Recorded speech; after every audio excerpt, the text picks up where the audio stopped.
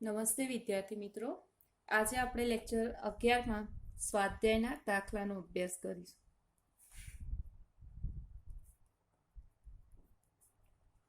તો એમાં પહેલું છે કે કોઈ પણ પ્રક્રિયાઓ છે એના માટે વેગ અભિવ્યક્તિ, એનો પ્રક્રિયાક્રમ, વેગ અચળાંકના પરિમાણો આપણે નક્કી કરવાના છે. તો એના 4 ઓપ્શન છે, એમાંથી હું તમને 2 ગણાવું છું, 2 તમારે જાતે પ્રેક્ટિસ કરવાની છે, બરાબર? તો એમાં પહેલું છે કે 3 NO ગેસિયસ ફોર્મમાં છે, એમાંથી N2O ગેસિયસ ફોર્મમાં છે. તો અહીંયા આપણને વેગ મળે છે, વેગ બરાબર કે NO નો સ્ક્વેર આપેલો છે, આપણને આટલું આપેલું છે. હવે કીધું છે પ્રક્રિયાનો ક્રમ શોધવાનો છે. તો આપણને એટલું ખબર છે કે પ્રક્રિયાનો જે ક્રમ છે, એ પ્રક્રિયાનો જે ક્રમ ઇઝ ઇક્વલ ટુ આપણને શું છે, તો પ્રક્રિયકોની સાંદ્રતાના ઘાતાંકનો સરવાળો. તો અહીંયા કેટલો આપેલો છે 2, તો આપણને પ્રક્રિયા કેવી બનશે, દ્વિતીય ક્રમની પ્રક્રિયા બનશે. બીજું આપણને કીધું છે કે વેગ અચળાંક છે, વેગ અચળાંકનું પરિમાણ કીધું છે.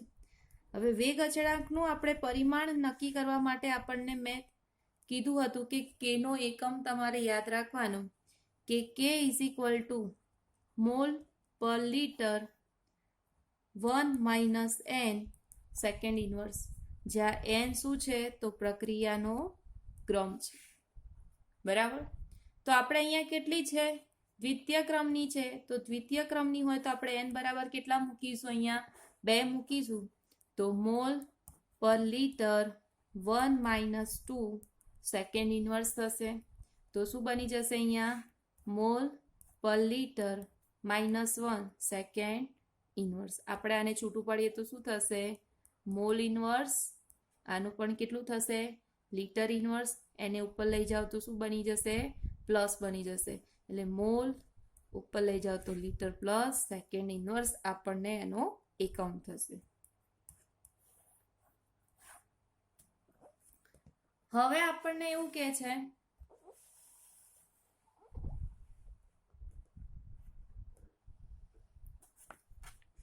એની અંદર આપેલું છે એક બીજું કે 3rd નંબરનું છે કે એસિટાલ્ડીહાઇડ આપ્યું છે આપણને ગેસિયસ ફોર્મમાં, એમાંથી આપણને CH4 અને CO ગેસ બને છે. એનો વેગ આપણને આપેલો છે કે CH3CHO 3/2 આપેલો છે. તો આપણને પ્રક્રિયાક્રમ કેટલો થશે અહીંયા, તો પ્રક્રિયકોની સાંદ્રતાનો ઘાતાંકનો સરવાળો એટલે પ્રક્રિયાક્રમ આપણને 3/2 થશે, બરાબર? હવે આપણે વેગ અચળાંકનો એકમ નક્કી કરવો છે. તો ફરીથી n ક્રમની પ્રક્રિયા માટેનું સૂત્ર મૂકવાનું કે k is equal to mole પર litre 1 - n second inverse. n is equal to કેટલા મૂકવાના, 3/2. તો 1 - 3/2 સેકન્ડ ઇન્વર્સ કરવાનું એટલે મોલ પર લીટર, લસા લેશો તો 2 - 3/2 s - 2. તો કેટલા આવશે, 3 માંથી 2 જશે તો -1/2 સેકન્ડ ઇન્વર્સ. આપણને અહીંયા આટલું મળશે, બરાબર? તમારે બીજું ને ચોથું ઘરે આ રીતે પ્રેક્ટિસ કરવાની છે. હવે આપણે બીજો દાખલો જોઈએ.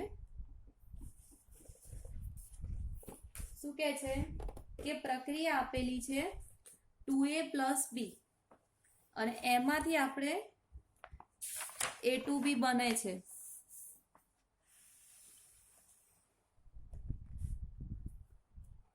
પ્રક્રિયા આપી છે આપણને કે 2A + B gives A2B આપેલું છે.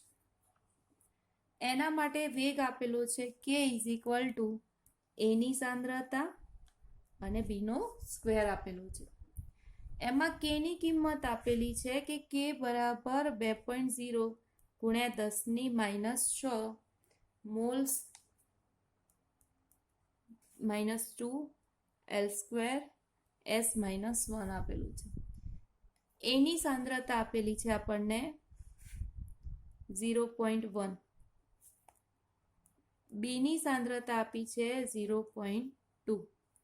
તો પ્રક્રિયાનો પ્રારંભિક વેગ ગણવાનો છે. શરૂઆતનો વેગ ગણવાનો છે. એની સાંદ્રતા શું કહે છે? ઘટીને 0.06 થાય છે. તો એ વખતે પ્રક્રિયા જે વેગ છે એ આપણે શોધવાનું છે. બરાબર, આપણને આટલું આપેલું છે.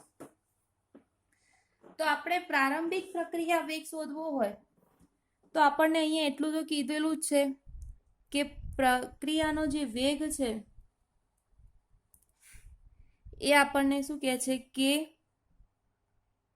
વેગ આપેલો છે ને કે વેગ is equal two k into A into બીની સાંદ્રતાનો સ્ક્વેર. તો આપણે કિંમતો મૂકી દઈએ. શરૂઆતમાં તો આપણને આપેલી છે 2 × 10⁻6. એની સાંદ્રતા આપી છે 0.1 અને બીની સાંદ્રતા આપી છે 0.2 નો સ્ક્વેર. તો આનો આપણે ગુણાકાર કરીશું તો કેટલો મળશે? 0.08 × 10⁻6. એટલે આપણે 1 2 3 ખસાડીએ તો 8 × 10⁻3 × 10⁻6 એટલે 8 × 10⁻9 થઈ જશે, કે જેનો એકમ આપણને mall litre inverse second inverse થશે. હવે આપણને એવું કીધું છે કે પ્રક્રિયકની સાંદ્રતા એ શરૂઆતમાં કેટલા હતા? 0.10 હતા. 10 થી ઘટીને 0.06 મોલ થયા છે. હવે 10 થી ઘટીને 0.06 મોલ થયા એટલે 0.10 - 0.06 કરો તો કેટલા બાકી રહે? આટલા બાકી રહે. તો આટલી પ્રક્રિયા શું થાય છે? કરે છે. આપણને અહીંયા એવું કીધું છે કે 2a + b gives a to b છે. બરાબર, હવે 2a + b a to b છે એટલે કે આના 2 જોઈએ તો આનો 1 જોઈએ, આનો 1 જોઈએ તો આનો કેટલો બને? અડધો બને. તો આનો આપણે 1 લઈશું તો b નો કેટલો બનશે? અડધો. તો a કેટલો લીધો છે? 0.04. તો b નો કેટલો બનવો જોઈએ? અડધો થવો જોઈએ. એટલે b ની સાંદ્રતા કેટલી થાય? અડધી. કોના કરતા? a કરતા. તો એની સાંદ્રતા કેટલી આપી છે? 0.04 ની અડધી થાય તો કેટલી બને? 0.02 બને. હવે આપણે b ની સાંદ્રતા કેટલી હતી? તો b ની સાંદ્રતા આપણે શરૂઆતમાં હતી કેટલી? 0.02. હવે એમાંથી આપણે કેટલી વપરાઈ? 0.02 વપરાઈ. તો બાકી કેટલી રહી? 0.18 રહી. તો હવે આ બાકી રહેતી b ની સાંદ્રતા આવી, બાકી રહેતી a ની સાંદ્રતા આવી. તો આપણે વેગ શોધીએ. તો વેગ is equal two k into a ની સાંદ્રતા b ની સાંદ્રતાનો સ્ક્વેર. તો a કેટલો? તો આપણને આપેલો છે 2 × 10⁻6. b ની સાંદ્રતા કેટલી? ઘટીને આપણને 0.6 થઈ હતી અને અહીંયા કેટલી બની હતી? આપણને 18² થઈ હતી. બરાબર. તો આ રીતે આપણો જવાબ કેટલો આવશે? 0.0388 × 10⁻6. એને ઘાતમાંથી સ્લાઇડ કરો તો કેટલું આવે? 1 2 3. તો 3.88 × 10⁻9 જવાબ અહીંયા આવશે. બરાબર.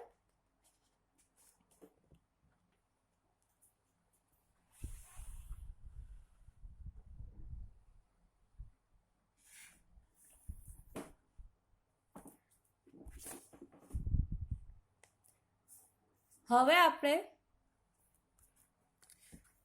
ત્રીજો દાખલો જોઈએ.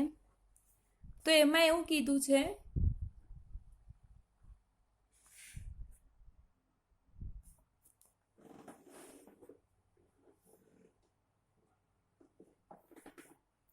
કે NH3 નું પ્લેટિનમની સપાટી ઉપર જે વિઘટન છે એ વિઘટન આપણને શું કહે છે? શૂન્ય ક્રમની પ્રક્રિયા છે. અને k ની કિંમત આપેલી છે 2.5 × 10⁻4 આપી છે. તો N2 અને H2 ના નિપજનો વેગ શોધવાનો.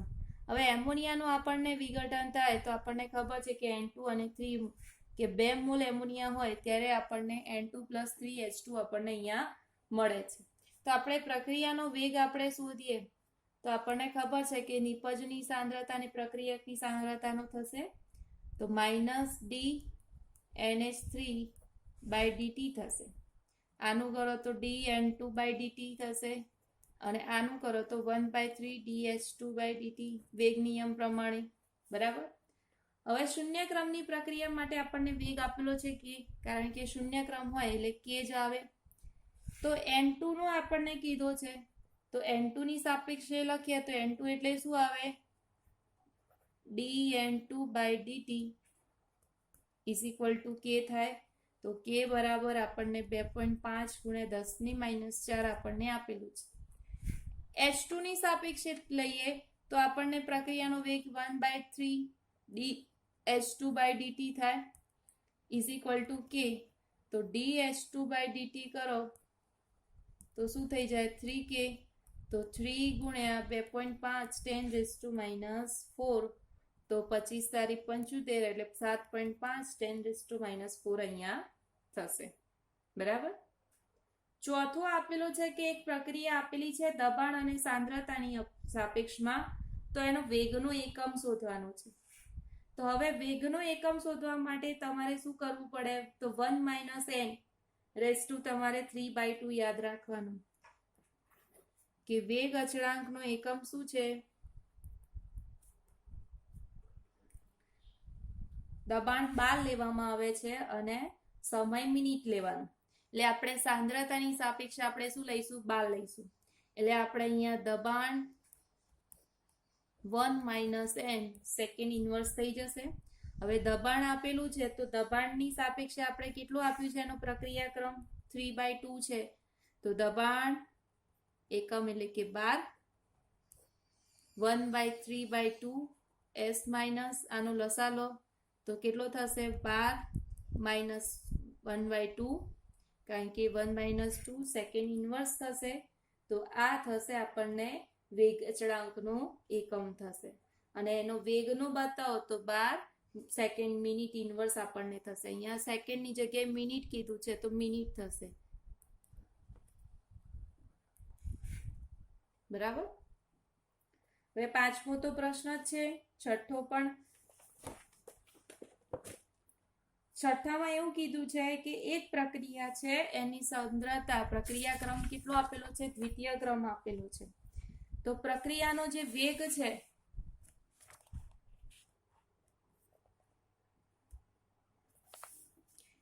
એના ઉપર કેવી રીતે અસર કરશે કે જ્યારે પ્રક્રિયકની સાંદ્રતા આપણે કેટલી કરવાની છે? બમણી.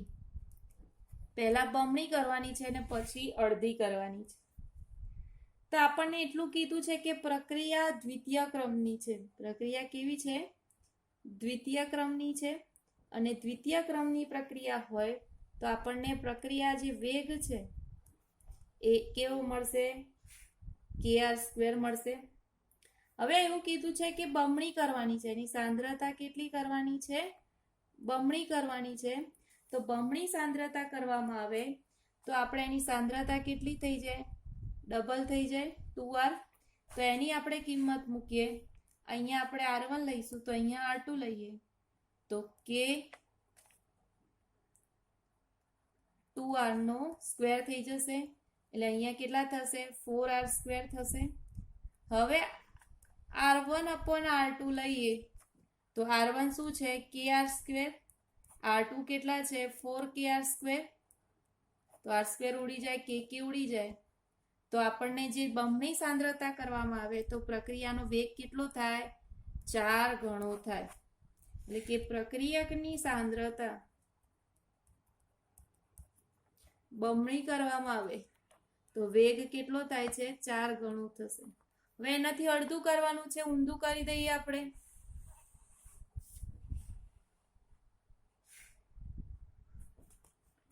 હવે એની સાંદ્રતા કેટલી કરવાની છે? અડધી કરવાની છે. તો r/ કેટલી થઈ જશે? 2 થઈ જશે. હવે r/2 થઈ જાય તો એનો આપણે r3 લઈએ અહીંયા તો k r/2 નો કેટલો થઈ જશે? સ્ક્વેર. તો k r/4 થઈ જશે.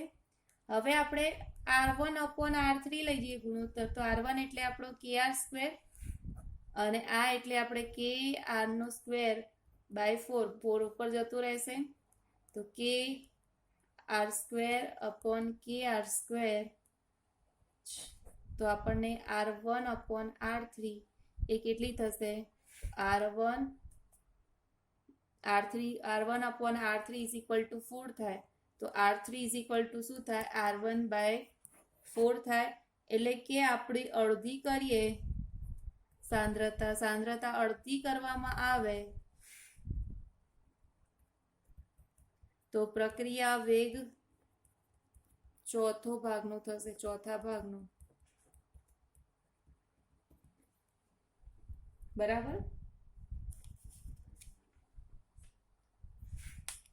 હવે આપણને કીધું છે 4.8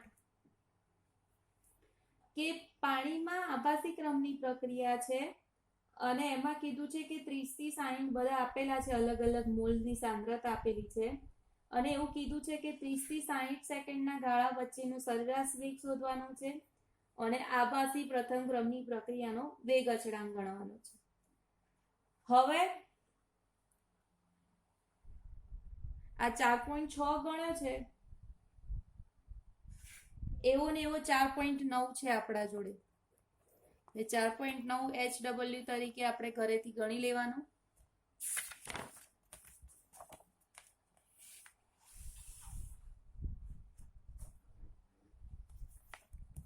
તો 4.8 છે તો એમાં આપણને 30 થી 60 સેકન્ડ વચ્ચેનો આપણને સરેરાશ વેગ શોધવાનો છે. તો સરેરાશ વેગ એટલે આપણને ખબર છે કે અંતિમ સાંદ્રતા માઈનસ એટલે કે પ્રક્રિયકોની સાંદ્રતા ભાગ્યા સમય. હવે અહીંયા આપણને અંતિમ સાંદ્રતા 30 થી 60 વચ્ચે કીધી છે, તો 60 માઈનસ 30 થશે. તો 60 સેકન્ડ વચ્ચે એ વખતે આપણને એની સાંદ્રતા કેટલી આપી છે? 0.17. 30 સેકન્ડ વચ્ચે આપણને કેટલી આપી છે? 0.31 અને સમય 60 માઈનસ 30. તો આમાંથી બાદબાકી કરો, કેટલા આવશે? 17 માંથી 31 બાદ કરો તો 0.14 અને આમાંથી 30. હવે આ બી માઈનસ એટલે માઈનસ માઈનસ શું થશે? પ્લસ, એટલે 0.14 ભાગ્યા 30 કરશો એટલે તમને જવાબ મળશે 4.67 10⁻³ મળશે. હવે આભાસી ક્રમની પ્રથમ ક્રમની પ્રક્રિયા કીધી છે તો આપણે એનું સૂત્ર રાખવાનું કે 2.303 T log શરૂઆતની સાંદ્રતા ભાગ્યા અંતિમ સાંદ્રતા. તો અહીંયા આપણે 30 સેકન્ડ લઈએ તો શરૂઆતનો પ્રક્રિયા વેગ કેટલો થશે? 0 સેકન્ડે થશે. એટલે T1 બરાબર 0 સેકન્ડ, T2 બરાબર 30 સેકન્ડ. શરૂઆતની સાંદ્રતા એટલે 0 સેકન્ડે કેટલી હતી? તો 0.55 હતી અને 30 સેકન્ડે કેટલી હતી? તો 30 સેકન્ડે 0.31 હતી. આ બધી કિંમત અહીંયા મૂકવાની, જે જવાબ આવે એ કરવાનું. એટલે આ બધી કિંમત પાછી ક્યાં મૂકીશું? અહીંયા ઉપર મૂકીશું.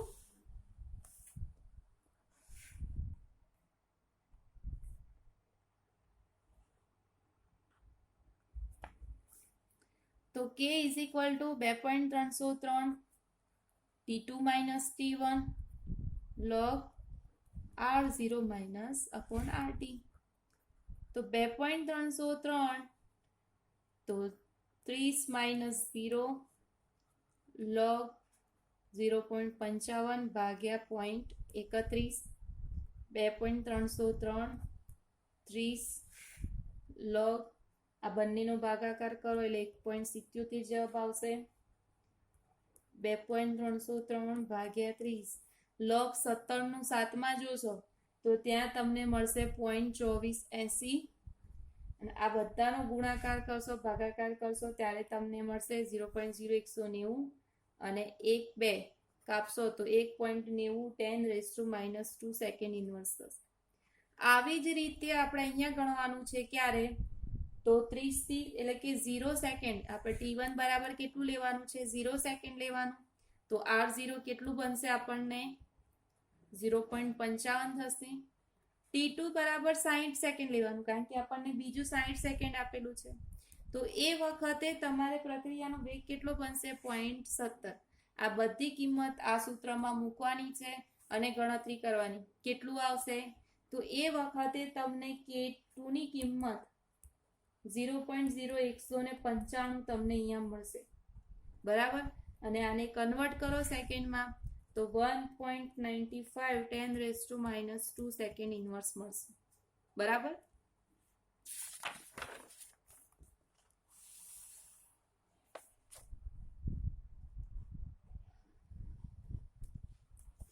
એવી રીતે તમે t બરાબર 0 સેકન્ડ લેશો અહીંયા t1 બરાબર, તો એ વખતે તમારે r0 બરાબર કેટલું બનશે? પાછું 0.55 થશે. કારણ કે આપણે આભાસી ક્રમની પ્રથમ ક્રમની દર્શાવવાની છે ને આભાસી ક્રમ જ્યારે આપણે દર્શાવવાનું આવશે ત્યારે આપણે દરેકનો સરવાળો લેવાનું છે, ટોટલી જેટલા વેગ અચળાંક હોય એટલે આપણે 3 સાંદ્રતા આપેલી છે તો 3 સાંદ્રતાનો આપણને 3 વેગ અચળાંક મળશે. અને t2 બરાબર આપણે કેટલા લઈશું? 90 સેકન્ડ. તો rt બરાબર એ વખતે કેટલા મળશે આપણને? 0.085. આની કિંમત મૂકો તો એ વખતે K3 આપણને મળશે 0.0207 સેકન્ડ મળશે. અને એને આપણે કરો તો 2.7 10⁻² સેકન્ડ ઇન્વર્સ મળશે. આપણે સરેરાશ વેગ લેવાનું પછી અહીંયા તો સરેરાશ વેગ આપણને કેટલો બનશે? તો K1 + K2 + K3 upon 3 બનશે. તો કેટલો બનશે અહીંયા? 1.91 10⁻² પ્લસ આપણે આ કેટલો લઈએ છીએ? 2.07 10⁻² પ્લસ 1.95 10⁻² ભાગ્યા 3. આનો સરવાળો કરો. સરવાળો કરશો એટલે 1.98 સમથિંગ તમને અહીંયા મળશે. અને તમારો આ જે મળશે એ આભાસી પ્રથમ ક્રમની પ્રક્રિયાનો વેગ અચળાંક અહીંયા મળશે. બરાબર. તો આ રીતે તમારે અહીંયા દાખલો ગણવાનો છે. 4.9 જે છે એ આગળ 4.6 ગણાયો એના સેમ ટુ સેમ દાખલો છે એટલે તમને ત્યાં આવડી જશે. હવે આપણે 10મો જોઈએ દાખલો. તો એમાં એવું કીધું છે કે A અને B વચ્ચેની પ્રારંભિક પ્રક્રિયાનો વેગ R0 A અને B ની જુદી જુદી સાંદ્રતાએ આપણને માપવામાં આવેલું છે. તો A અને B ના પ્રક્રિયા ક્રમ આપણે અહીંયા શોધવાના છે. બરાબર.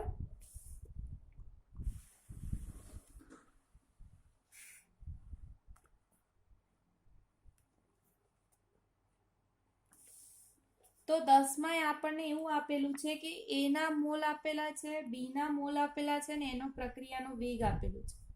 તો આના જ્યારે 20 લીધા છે, અહીંયા પણ 20 લીધા છે ને અહીંયા પણ 20 લીધા છે, ત્યારે B ની સાંદ્રતા આપી છે 0.30, આની 0.10 અને આની આપી છે 0.05. ત્યારે આની સાંદ્રતા 5.07 10⁻⁻5 લીધી છે. આની સાંદ્રતા પણ 5.7 -5 લીધી છે.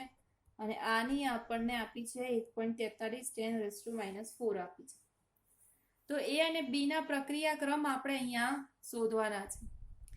તો આપણને અહીંયા કીધું છે કે A અને B ના પ્રક્રિયા ક્રમ શોધવાના છે. તો આપણે અહીંયા નક્કી કરવાનું કે A નો પ્રક્રિયા ક્રમ ધારવાનું છે x હશે અને B નો પ્રક્રિયા ક્રમ y હશે. તો એના માટે આપણે પ્રક્રિયાનો વેગ dx/dt એ આપણને કે A ની x ઘાત અને B ની y ઘાત મળશે. હવે R0 આપણે પ્રક્રિયાનો વેગ આપણે લઈએ છે. તો R0 આપણને શું મળશે? તો કે A ની x ઘાત અને B ની y ઘાત મળશે. હવે આપણને આ વેગ આપેલો છે કે 5.07 10⁻⁻5 વેગ હોય છે ત્યારે A ની સાંદ્રતા 0.20 x ઘાત અને B ની સાંદ્રતા 0.30 ની y ઘાત હશે. જ્યારે બીજો પ્રક્રિયાનો વેગ આપ્યો છે 0.07 10⁻⁻5 તો એ વખતે A ની સાંદ્રતા કેટલી છે? 20 જ છે. B ની સાંદ્રતા કેટલી છે? 10 છે. ત્રીજો પ્રક્રિયાનો વેગ આપ્યો છે 1.43 10⁻⁴ તો એ વખતે A ની સાંદ્રતા કેટલી છે? 0.40 અને B ની સાંદ્રતા છે 0.05. હવે આપણે x ને y શોધવાના છે એટલે આપણે કોઈ બી એક ઉડતું હોય એવું આપણે ધ્યાનમાં લેવાનું. તો અહીંયા જુઓ તો પહેલો x ઉડી જશે તો આપણને y ની મળી જશે. તો આપણે અહીંયા પહેલું અને બીજું સમીકરણ 1 અને 2 નો ગુણોત્તર લેવાનો છે. તો 5.07 10⁻⁵ 5.07 10⁻⁵ ઇઝ ઇક્વલ ટુ k 0.20 ની x ઘાત 0.30 ની y ઘાત અપોન k 0.20 ની x ઘાત 0.10 ની y ઘાત. તો હવે આ ઉડી જશે, અહીંયા આ પણ ઉડી જશે. અહીંયા કેટલા આવશે 1, તો 0.30 ની y ઘાત અપોન 0.10 ની y ઘાત. આ ઉડાડશો તો કેટલા આવશે? અહીંયા 1 ઇઝ ઇક્વલ ટુ 3 અહીંયા આધાર સમાન નથી, એટલે આધાર સમાન ન હોય અને આપણને કીધું છે કે 3 ની y ઘાત છે, તો 3 ની y ઘાત બરાબર ક્યારે 1 થાય? તો તમે y બરાબર 0 મૂકો એટલે 3 ની 0 ઘાત થાય ત્યારે તમને મૂલ્ય કેટલું મળે? 1 મળે. માટે આપણને અહીંયા y બરાબર કેટલા મળશે? 1 મળશે. એટલે y બરાબર આપણને 1 મળશે. હવે x ની ગણતરી કરવી છે, તો x ની ગણતરી માટે સમીકરણ આપણે 1 લેવાનું અને 3 નો ગુણોત્તર લેવાનો. 1 અને આપણે 3 નો લઈશું, કોઈ પણ નો લઈ શકાય, પણ જે આપણને ઈઝી પડતું હોય એવું આપણે અહીંયા નોટ કરવાનું છે. બરાબર? તો આપણે 1 અને 3 નો ગુણોત્તર લઈએ તો 5.07 10⁻⁵ છે અને પેલાનો છે ત્રીજાનો 1.43 10⁻⁴ છે. તો એ વખતે 0.20 ની x ઘાત 0.30 ની y ઘાત અપોન k 0.40 ની x ઘાત 0.05 ની y ઘાત. આનો ગુણોત્તર લઈશું તો કેટલો મળશે? 2.821. અહીંયા આ બધું જુઓ કે ઉડી જશે. હવે y ની તો 0 ઘાત છે, એટલે 0 ઘાત હોય તો 1 થઈ જશે, એટલે અહીંયા આ બધું કેટલું થઈ જશે? 1. તો શું બાકી રહેશે? તો 0.20 ની x ઘાત 0.40 ની x ઘાત. આનો લઈશું ભાગાકાર તો 2 ની x ઘાત થશે, અહીંયા 2.8 ની થશે. હવે આધાર સેમ થઈ ગયા તો 2 ની ઉપર કેટલો આવે અહીંયા? તો આ બંનેને આપણે log લઈશું, તો log, કારણ કે x આપણને મળી જાય કારણ કે આ પોઈન્ટમાં છે, તો x log કેટલા થશે? 2. હવે x ઇઝ ઇક્વલ ટુ શું થશે કરતા બનાવો તો log 2.821 ભાગ્યા log કેટલા થશે? 2. હવે log 28 નો 2 માં જુઓ તો તમને મળશે 0.87 અને log 2 એટલે 0.30. તો આપણને ભાગાકાર કરશું તો 1.49 મળશે, એટલે x બરાબર કેટલો મળશે? 1.5 મળશે. તો x ના સંદર્ભમાં આપણને કેટલો મળશે? 1.5 પ્રક્રિયાક્રમ આપણને અહીંયા જોવા મળશે. આવો ને આવું આપણને 4.11 ઉદાહરણ સ્વાધ્યાયનો આપેલો છે, એ ઘરેથી પ્રેક્ટિસ કરવાની છે અને 12 ની પણ આપણે પ્રેક્ટિસ કરવાની છે.